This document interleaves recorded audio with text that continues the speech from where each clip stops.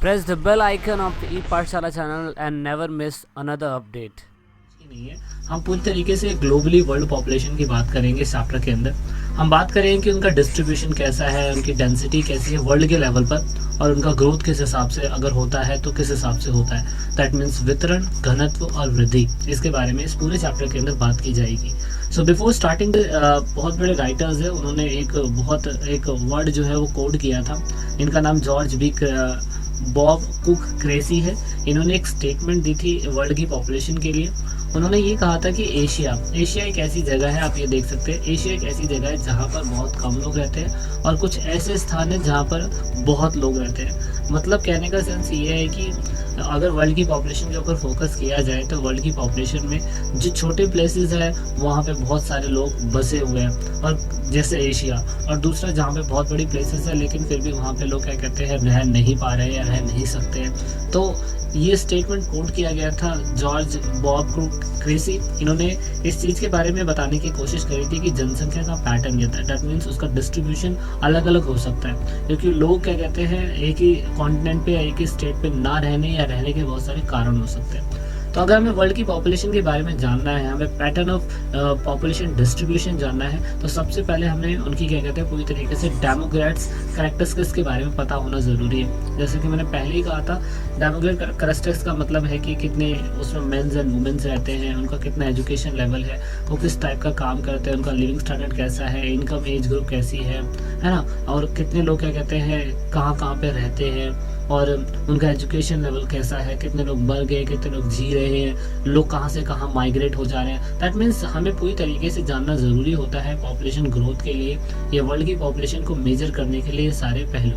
ठीक है, तो अगर आप नोटिस करेंगे और आप देखेंगे कि अगर हमें पैटर्न समझना है, ग्लोबली पैटर्न समझना है वर्ल्ड के लेवल पे, तो ये जानना ज़रूरी है हमें, क्योंकि ये सारी की सारी चीज़ें हमें मदद करती है कि आने वाले समय में किस एज ग्रुप को हमें कैसे स्कीम्स देनी है गवर्नमेंट के द्वारा जो बनाई जाती है, वुमेंस का उसमें रोल कैसा होता है, जो ओल्ड एज लोग हैं उनके साथ कौन सी पॉलिसी अपनानी चाहिए। तो ये सारी चीज़ें इसीलिए ही नोट करी जाती है ताकि सरकार के द्वारा चलाई गई स्कीम्स का इन लोगों को अच्छी तरीके से फ़ायदा हो सके। तो अगर हम बात करें कि 90% ऑफ द पीपल, जितने अर्थ पे 19% ऑफ द पीपल रह रहे हैं, वो लगभग सिर्फ और सिर्फ धरती के 10% हिस्से पे ही रह पा रहे हैं। तो अब देखने की कोशिश करें कि हमारे पूरे के पूरे ग्लोब पे देखा जाए तो आपने बहुत बार सुना भी होगा कि 30% लैंड है, बाकी 70% जो है वो वाटर है। लेकिन 30% लैंड भी रहने के लिए नहीं होता, जिनमें से सिर्फ और सिर्फ 10% लैंड ही है जहाँ पर क्या कहते हैं 90% पीपल जो है रह रहे हैं। यानी कि रह गए जो 10% पीपल, वो 20% इलाकों पे रह रहे हैं। पर वो 20% इलाका कैसा है ना, वहाँ पे कैसी पॉपुलेशन ग्रोथ है। अब रिसेंटली ये डेटा है, अगर आप देखें तो चाइना नंबर 1 पे है, इंडिया उसके बाद है, देन यूनाइटेड स्टेट है। मतलब टॉप 10 कंट्रीज़ है, लेकिन टॉप 10 कंट्रीज़ में से अगर हम बात करें तो नंबर क्या कहते हैं, ये सारी कंट्री आप पूरी तरीके से बताने की कोशिश करती है कि विश्व की आबादी का 60% हिस्सा सिर्फ और सिर्फ इन 10 कंट्री के अंदर ही रहता है। अब कहने की एक अंदाज़ा आप समझ सकते हैं कि इतना ज़्यादा पॉपुलेशन ग्रोथ इन कंट्री के अंदर ही है, और जबकि अगर हम 40% देखें तो और कंट्रियों के अंदर में देखने को मिलता है जो सिर्फ और सिर्फ 10% लैंड पे ही रहते हैं, है ना। तो ये कितना क्वाइट इंटरेस्टिंग है ये वर्ल्ड की पॉपुलेशन की ग्रोथ के बारे में जानने के लिए। और दोस्तों अब हमें दूसरा टॉपिक लेके चलते हैं। दूसरा टॉपिक है हमारा डेंसिटी। किसी भी इलाके की डेंसिटी क्या कहते हैं मेजर करनी है। डेंसिटी का पता करने का तरीका होता है सिर्फ और सिर्फ डेंसिटी यानी कि घनत्व, उसको हमें टोटल किसी भी इलाके की पॉपुलेशन उसको डिवाइड करना पड़ता है वहाँ के एरिया से। ठीक है ना। अगर मान लीजिए कि किसी इलाके की पॉपुलेशन जो है वो लगभग क्या कहते हैं 1,50,000 है, किसी भी इलाके की पॉपुलेशन, एग्जांपल ले लेते हैं XYZ की पॉपुलेशन जो है वो क्या कहते हैं 1,50,000 है, और 100 किलोमीटर का उनका पूरा का पूरा इलाका है। तो अगर इसको डिवाइड करेंगे तो आप देखेंगे कि पर किलोमीटर के पास हमें 150 लोग देखने को मिलते हैं। तो यानी कि कहीं पे पर किलोमीटर के हिसाब से 150 यानी कि 150 लोग पीपल देखने को मिल रहे हैं, और कहीं पे इससे भी ज़्यादा हो सकते हैं और कहीं पे इससे भी कम हो सकते हैं। और ज्योग्राफी के अंदर, क्योंकि हम ह्यूमन ज्योग्राफी पढ़ रहे हैं, तो ज्योग्राफी के अंदर हमें जानने की ज़रूरत होती है कि कहीं पॉपुलेशन डेंसिटी इतनी ज़्यादा क्यों है और कहीं पर पॉपुलेशन डेंसिटी इतनी कम क्यों है। क्योंकि एग्जाम्पल के लिए अगर आप देखें तो आप देखेंगे कि दिल्ली जो है छोटा सा प्लेस है, और उसी के इलाके में अगर हम हिमाचल प्रदेश की बात करें और अगर हम क्या कहते हैं उत्तराखंड की बात करें, तो देखेंगे आपकी पॉपुलेशन डेंसिटी दिल्ली की ज़्यादा है, हिमाचल प्रदेश की कम है, उत्तराखंड की कम है, या असम की कम है ना, या नागालैंड, मेघालय ऐसे इलाकों की कम क्यों है जबकि दिल्ली की ज़्यादा है है ना। तो अगर हम, क्योंकि हम वर्ल्ड पॉपुलेशन की बात कर रहे हैं, तो वर्ल्ड पॉपुलेशन की डेंसिटी के बारे में भी हमें जानना ज़रूरी है। तो अगर एशिया कॉन्टिनेंट की बात करें तो वहाँ पर एक रफली फिगर है कि 146, ये आपकी टेक्स्ट बुक के अंदर है, 2018 के डेटा है ये। 2019-20 में शायद से डेटा थोड़ा सा और इंक्रीज हो जाए, लेकिन अकॉर्डिंग टू 2018 डेटा आप देखेंगे कि पूरे एशिया का जो, क्योंकि पूरी हमें वर्ल्ड की पॉपुलेशन देखनी है तो एशिया पूरा कॉन्टिनेंट देखना पड़ेगा। तो एशिया के पूरे कॉन्टिनेंट में जितनी भी कंट्री आती है ना, उनकी टोटल पॉपुलेशन को टोटल एरिया से डिवाइड करके जो डेंसिटी निकली है वो 146 निकली है। अब जैसे कि डेंसिटी जो है कहीं इलाके की कम है, कई इलाके की ज़्यादा है, उसके कारण क्या है? उसके कारण 3 है बेसिकली। जोग्राफिकल फैक्टर मैटर करता है, इकोनॉमिक फैक्टर मैटर करता है और सोशो कल्चर फैक्टर मैटर करता है। तो यानी कि जनसंख्या, पॉपुलेशन को इन्फ्लुएंस करने वाले, डिस्ट्रीब्यूशन पैटर्न को इन्फ्लुएंस करने वाले 3 मेजर फैक्टर यही होते हैं। आइए एक एक करके इन्हें देखते हैं। सबसे पहले जोग्राफिकल फैक्टर। जोग्राफिकल फैक्टर के अंदर आता है available of water, that means पानी की उपलब्धता। ये आप देखेंगे ज्योग्राफी के अंदर एक ऐसा पार्ट है ये वाला जिसपे कोई भी पीपल का कंट्रोल नहीं है, किसी भी व्यक्ति का कंट्रोल नहीं है। ये ज्योग्राफी, अर्थ सरफेस किसी भी इंसान ने नहीं बनाया है ना। ये तो खैर ज्योग्राफी फैक्टर कभी भी कंट्रोल नहीं होता पीपल के अंडर, क्योंकि पानी की अवेलेबिलिटी, नदियाँ कहाँ हैं कहाँ नहीं है, पानी कहाँ उपलब्ध हो सकता है, वो जनता के हाथ में नहीं है। लेकिन हाँ, सिंपल सी बात है, ऐसा आप देखेंगे कि आज से एंशिएंट टाइम पीरियड पे गंगा घाटी के पास, वैलीज के पास जहाँ पे पानी मिलता था, लोग वहीं पे रहना पसंद करते थे। क्यों? क्योंकि भाई पानी जो है उनका बेसिक नीड है। उससे क्या कहते हैं, वो बहुत सारी चीज़ें इस्तेमाल करते हैं, नहाना, भोजन बनाना, इवन पशुओं को, एनिमल्स को क्या कहते हैं, पानी पिलाना, फसल उगाना, और इवन नेविगेशन की जितनी भी चीज़ें होती हैं उन सब के। तो यही कारण होता है कि जहाँ पे पानी होता है वहाँ पे क्या कहते हैं, अब लोगों की जनसंख्या ज़्यादा देखेंगे, जहाँ पानी नहीं होगा वहाँ पे लोगों की जनसंख्या कम देखेंगे। दूसरा है लैंडफॉर्म। लैंडफॉर्म एक जोग्राफिकल फैक्टर सबसे इंपॉर्टेंट है। लैंडफॉर्म में अगर आप देखेंगे कि जहाँ पे प्लेन भूमि होती है, जहाँ पे प्लेन होता है, समतल इलाका होता है, लोग वहाँ पे रहना पसंद करते हैं और लोग वहीं पे खेती करेंगे। लेकिन अगर आप वैली इलाके में देखेंगे, अगर आप माउंटेन्स पे देखेंगे, है ना, आप रिवर पे भी नहीं देख पाएंगे, आप पॉन्ड्स के अंदर भी लोगों को रहते हुए नहीं देखेंगे, ओशन पे भी नहीं देखेंगे, कोस्टल लाइन पे भी नहीं देखेंगे। ज़्यादातर आप प्लेन इलाके पे ही लोगों को देखना पसंद करते हैं। प्लेन इलाके पे इसलिए क्योंकि यहाँ पे क्या कहते हैं, आसानी से ट्रांसपोर्टेशन की फैसिलिटी अच्छी हो जाती है।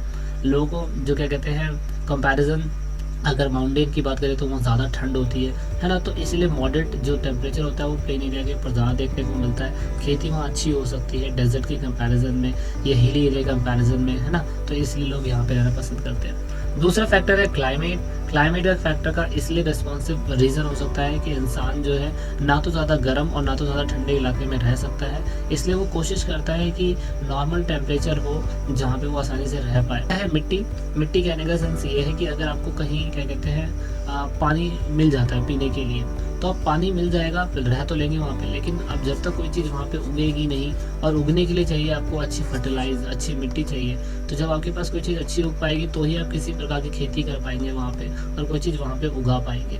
तो इस हिसाब से अगर आप देखेंगे तो ये सारे कारण जो है आपकी फसल के लिए बहुत यूज़फुल होते हैं। आप फसल उगा पाएंगे तो सिंपल सी बात है, जब जाके आप कुछ खाने को आपको मिलेगा, है ना। तो इसीलिए कहीं ना कहीं आप देखेंगे कि एक जनसंख्या के लिए कृषि का होना ज़रूरी है। उसे से वो जाए, खाएगा, पिएगा, ऐश करेगा, तो इसलिए वो वहाँ रहना पसंद करेगा जहाँ पे अच्छी मिट्टी मिले। दूसरा फैक्टर अगर हम देखें इकोनॉमिक फैक्टर, इकोनॉमिक फैक्टर के अंदर आता है मिनरल्स। मिनरल्स का मतलब होता है खनिज, मतलब जहाँ पे आप खनिज देखेंगे वहाँ पे माइनिंग और इंडस्ट्रीज ज़्यादा होती है, और जहाँ पे इंडस्ट्री ज़्यादा होगी तो सिंपल जाते हैं वहाँ पे एम्प्लॉयमेंट ज़्यादा होगा। और तो आप इन इलाकों को देख सकते हैं, ये कुछ ऐसे इलाके हैं भारत के, अब वैसे तो हम ग्लोबली बात कर रहे हैं लेकिन मैंने भारत का एग्जांपल डाल दिया इसमें।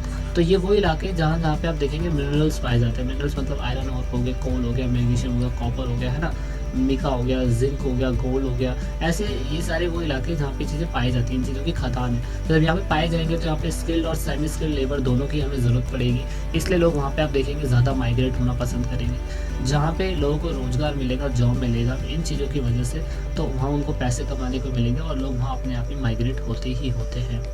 दूसरा एक फैक्टर अगर आप देखेंगे अर्बनाइजेशन, तो अर्बनाइजेशन के अंदर आप देखेंगे कि अर्बनाइजेशन का मतलब होता है ऐसा सिस्टम जहाँ पे क्या कहते हैं लोग रूरल इलाके से माइग्रेट होकर अर्बन इलाके में जाना पसंद करेंगे।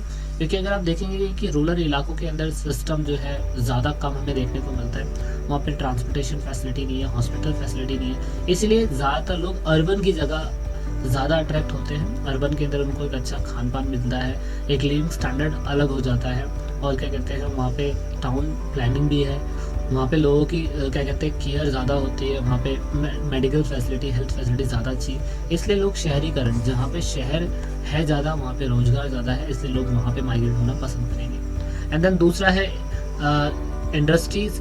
अब देखेंगे शहरीकरण का मैंने मतलब तो बता ही दिया है, इसलिए मेट्रोपॉलिटन सिटी आप देखेंगे दिल्ली, कोलकाता, बैंगलोर, अहमदाबाद, मुंबई, चेन्नई, हैदराबाद, पुणे, ऐसे इलाके में लोग ज़्यादा रहना पसंद करते हैं क्योंकि मेट्रोपॉलिटन सिटी बन चुकी है और यहाँ पे ये सारी सुविधाएं मिलती है।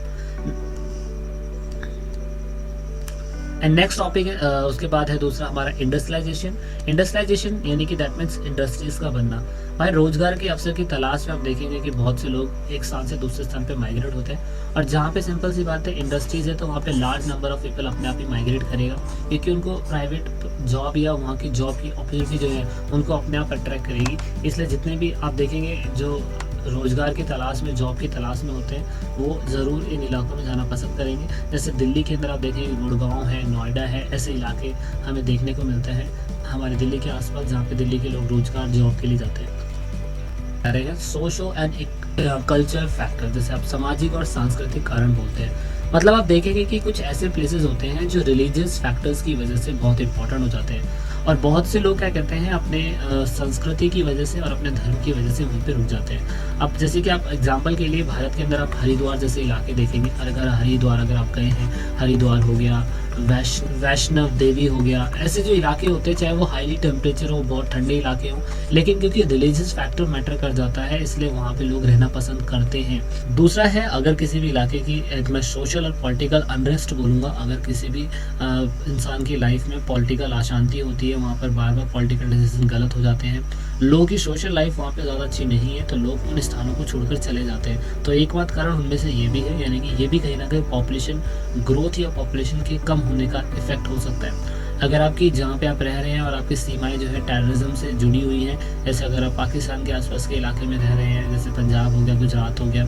तो उन इलाकों में भी कहीं ना कहीं बाउंड्रीज के पास लोगों के जीवन जो है इफेक्ट होते हैं। और दूसरा है गवर्नमेंट पॉलिसीज़। अगर गवर्नमेंट पॉलिसीज़ किसी भी प्लेस की बहुत ठीक है तो लोग वहाँ रहना पसंद करेंगे, अगर गवर्नमेंट पॉलिसीज़ ठीक नहीं है तो लोग वहाँ से माइग्रेट होना पसंद करेंगे, वहाँ से निकल जाना पसंद करेंगे। ठीक है, and then let's talk about population growth. Population growth का मतलब होता क्या है, यानी कि जनसंख्या वृद्धि का होता क्या है। जनसंख्या वृद्धि का कहने का छोटा सा सेंस है change in a number of a person of a during specific period. That means जनसंख्या किसी भी एक विशिष्ट समय में, एक पर्टिकुलर टाइम में जनसंख्या की लोगों की जनसंख्या यानी कि लोगों की संख्याओं में परिवर्तन आना ही पॉपुलेशन ग्रोथ है। अब पॉपुलेशन ग्रोथ पॉजिटिव होगी तो अच्छा है, पॉपुलेशन ग्रोथ नेगेटिव भी होती है, तो हमें ये जानना ज़रूरी है, क्योंकि पॉपुलेशन ग्रोथ का मतलब आप ये मत समझ लीजिए कि सिर्फ और सिर्फ जनसंख्या का बढ़ना ही हो गया। जनसंख्या घटती भी है, कम भी होती है, तो हमें वो भी देखना पड़ेगा। तो दैट मीन्स अगर पॉपुलेशन ग्रोथ में पॉपुलेशन चेंज हो रहे हैं तो उसके कौन से कॉम्पोनेंट हमें देखने को मिलते हैं। नंबर 1 है बर्थ रेट, नंबर 2 है डेथ रेट, और नंबर 3 है माइग्रेशन।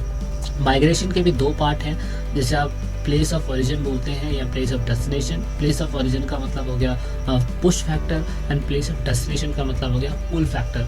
यानी कि पुश फैक्टर और पुल फैक्टर जो है दोस्तों वो भी इसके अंदर आते हैं। जैसे आप हिंदी में प्रतिकर्ष कारक और अपकर्ष कारक जो है वो देखने की कोशिश करेंगे, वो भी आप देखेंगे दूसरे पार्ट में, लेकिन अभी हम देखते हैं सबसे पहले किसी भी इलाके की जनसंख्या यानी कि पॉपुलेशन के चेंज होने का जो मेन कंपोनेंट होता है वो क्या होता है। अब इस आपने देखा था कि इससे पहले कि किस कारण की वजह से कहीं पे लोग ज़्यादा और कहीं पे लोग कम हैं, लेकिन अब ये भी फैक्टर मैटर करेगा कि कहीं पे लोग कम है कहीं पे ज़्यादा है, तो हम ये भी देखेंगे।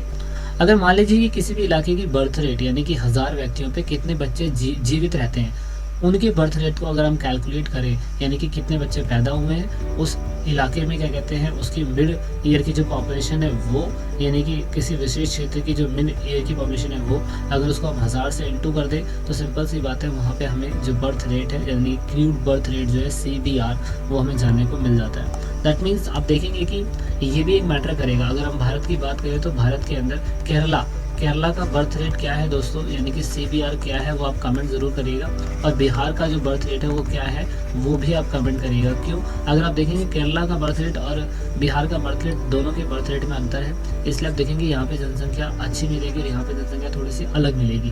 तो ये भी बर्थ रेट भी मैटर करता है किसी भी इलाके की पॉपुलेशन ग्रोथ के लिए, क्योंकि ये भी एक इंपॉर्टेंट कॉम्पोनेंट है। दूसरा है डेथ रेट। डेथ रेट में वही प्रति 1000 व्यक्ति में कितने लोगों की डेथ हुई है, जिसे आप CDR बोलते हैं, क्यूम्यूलेटिव डेथ रेट, जिसमें आप देखेंगे कि डेथ रेट को डिवाइड करेंगे मिड ईयर की पॉपुलेशन से एंड देन उसे इंटू कर देंगे 1000 से, तो इससे आपको डेथ रेट के बारे में पता चल जाता है। मतलब किसी भी इलाके की जनसंख्या में लोगों का मरना, यानी कि वहाँ पे क्या कहते हैं, कोई ना कोई कारण हो सकता है जिसकी वजह से लोग वहाँ पे मर रहे हैं, यानी कि लोग वहाँ पे माइग्रेट भी हो सकते हैं, पॉलिटिकल इशू भी हो सकता है, इकोनॉमिक इशू भी हो सकता है, या वो सारे इशू जो आपने पहले भी पढ़ लिए हैं।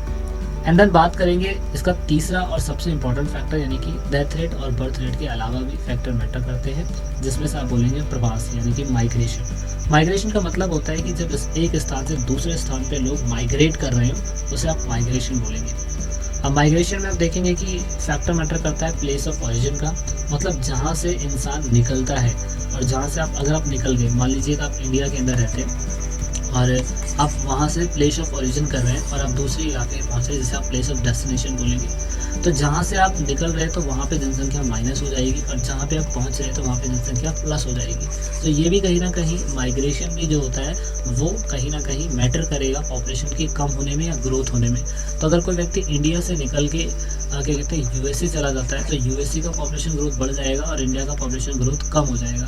ठीक है, क्योंकि ये एक्चुअल ग्रोथ रेट के अंदर काउंट होता है जब इसमें देखा जाता है। ठीक है, अच्छा, तो आप ये जानने की कोशिश करेंगे प्रवास, ये थोड़ा सा इम्पॉर्टेंट है, इसके ऊपर फोकस जरूर करिएगा, क्योंकि प्रवास का मतलब तो आपने समझ लिया है कि जब एक स्थान से दूसरे स्थान पे लोग माइग्रेट हो जाए। अब माइग्रेट वो गांव से गांव में हो सकते हैं, वो गांव से शहर में हो सकते हैं, शहर से गांव में हो सकते हैं, एक कंट्री से दूसरी कंट्री में हो सकते हैं, कैसे भी माइग्रेट हो सकते हैं, वो एक कारण नहीं है। लेकिन प्रवास में ना दो फैक्टर है, जैसे आप इमिग्रेंट बोलते हैं दोस्तों, जैसे आप उत्प्रवास बोलते हैं, ये इंपॉर्टेंट फैक्टर है। इमिग्रेंट का मतलब होता है किसी स्थान से बाहर जाना, किसी पर्टिकुलर, मान लीजिए कि आप इंडिया में हैं, आप उस स्थान से बाहर जा रहे हैं। ठीक है, तो अगर आप बाहर जा रहे हैं तो आप इमिग्रेंट कहलाएंगे। ठीक है, लेकिन सेम व्यक्ति वही रहेंगे, यानी कि जो नए स्थान पर जाता है। लेकिन आप माइग्रेट होके यहाँ USA में आ गए तो ये आपका प्लेस ऑफ डेस्टिनेशन हो गया, तो आप यहाँ पे क्या हो गए, आप यहाँ पे इमिग्रेंट हो गए।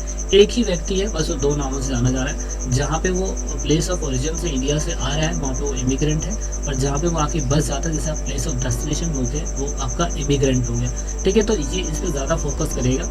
यानी कि अगर कोई व्यक्ति, मान लीजिए कि आप यूपी के अंदर रहते हैं, आप यूपी से माइग्रेट होकर आप दिल्ली में आ जाते हैं, तो अगर आप यूपी से माइग्रेट होकर दिल्ली में आते तो जब आप यूपी के अंदर थे तो आप उस समय पे एमिग्रेंट थे। ठीक है, लेकिन आप यूपी से माइग्रेट होकर आप दिल्ली के अंदर आ जाते हैं, दिल्ली के अंदर अब आप एमिग्रेंट नहीं, आप दिल्ली के अंदर आप इमिग्रेंट हो गए। तो ये छोटा सा डिफरेंट है, बस नाम में डिफरेंट है और कुछ नहीं है। तो इस पर आपको फोकस ज़्यादा करना था। ठीक है, अब दोस्तों अगर कोई भी स्थान, कोई भी व्यक्ति जब माइग्रेट होता है तो उसके कारण कोई ना कोई तो होते होंगे, है ना। तो क्या आप जानते हैं वो क्या होता है? उसमें से नंबर 1 फैक्टर होता है पुश फैक्टर। पुश फैक्टर का मतलब होता है कि अगर आपको वहाँ पे रहने की व्यवस्था, रोजगार हो गया, क्लाइमेट हो गया, डिजास्टर्स हो गया, कहीं ना कहीं क्या कहते हैं एपिडेमिक हो गया, है ना, या सोशो कल्चर पॉलिसीज होगी, वो आपको अच्छी नहीं लग रही है, तो आप प्रतिकर्ष कारक होता है जिसकी वजह से आप माइग्रेट कर जाते हैं। मतलब कोई व्यक्ति था, वो यूपी के अंदर रहता था और वो माइग्रेट कर गया दिल्ली की तरफ, तो दिल्ली की तरफ माइग्रेट अगर वो कर गया तो सिंपल सी बात है वो पुश फैक्टर की वजह से माइग्रेट कर रहा है। ठीक है,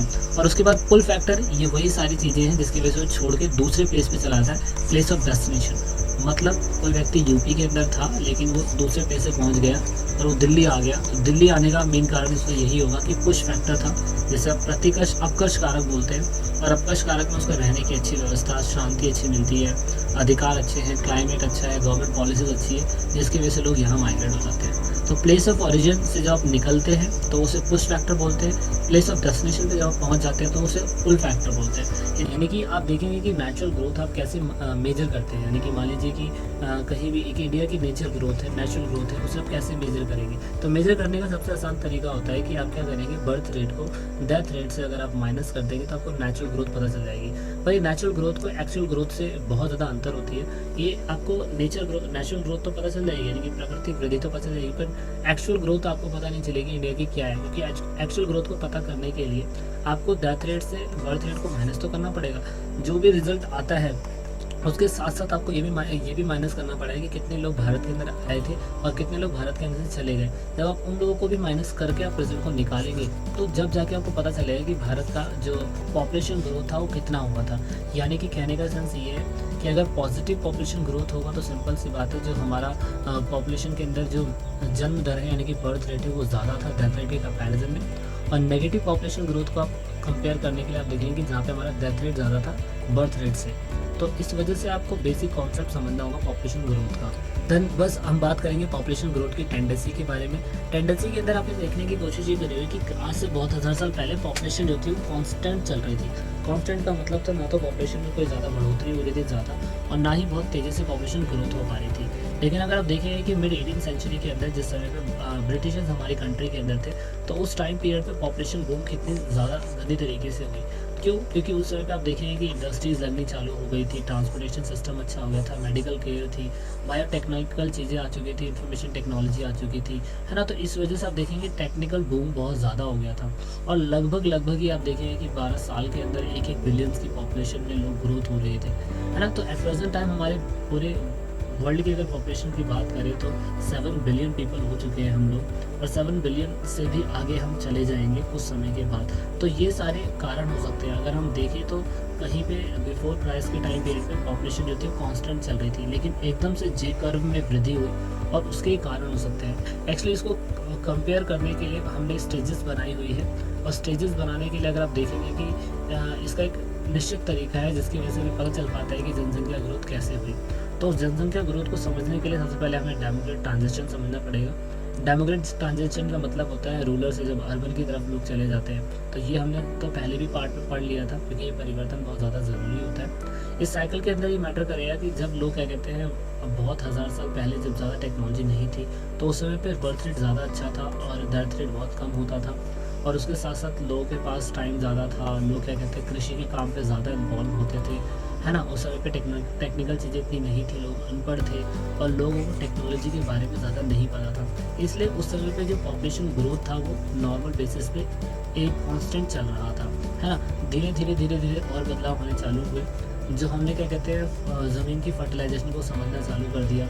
हमने टाइम के साथ क्या कहते हैं, ये देखना चालू कर दिया कि कैसे मशीनों का इस्तेमाल होता है। हमने धीरे धीरे सैनिटेशन फैसिलिटीज़ और हेल्थ की कंडीशन को ठीक करा, जिससे क्या हुआ कि हमारा जन्म दर जो है वो ज़्यादा हो गया, और मृत्यु दर जो है वो कम हो गया। यानी कि बर्थ रेट अच्छा हो गया और ग्रोथ रेट कम हो गया और डेथ रेट कम हो गया, जिससे पॉपुलेशन ग्रोथ एकदम से होने चालू हो गई। एंड देन उसके साथ साथ तीसरा स्टेज जो है उसमें आप देखेंगे कि ना तो आबादी बढ़ रही थी ना आबादी घट रही थी। क्यों? क्योंकि जनसंख्या उस समय पे लोगों को कंट्रोल करनी आ चुकी थी।